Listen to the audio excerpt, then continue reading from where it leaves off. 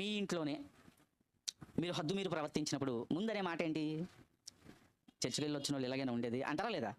First ఓడేమంటారు? అప్పుడు మనం అడగాలి, మరి మీరు ఎక్కడికి వెళ్తున్నారు? మీరు చర్చికి వెళ్తున్నారు, మీరు ఎందుకు ఇలా ఉన్నారు? అవునా కదా?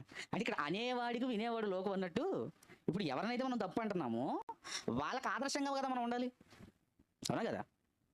ఆదర్శంగా మనం ఉండకుండా చర్చికి వెళ్ళొచ్చు నువ్వు ఇదే నేర్చుకునేదంటే,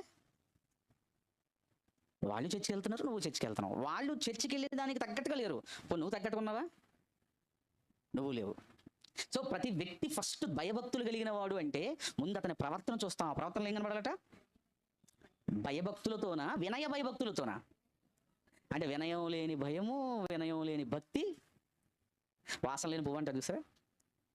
పువ్వే ఉపయోగం ఏంటి? కుళ్ళిపోయింది అనుకోండి పువ్వు అంటారా? పాడైపోయింది అనుకో పువ్వు అంటారా? అందంగా మెరవాలి, మంచి వాసన ఇవ్వాలి. అవునా? అలాగే భయభక్తులతో ముందు ఉండవలసింది ఏంటి అంటే దేవుడి మాట అంటే వినయం.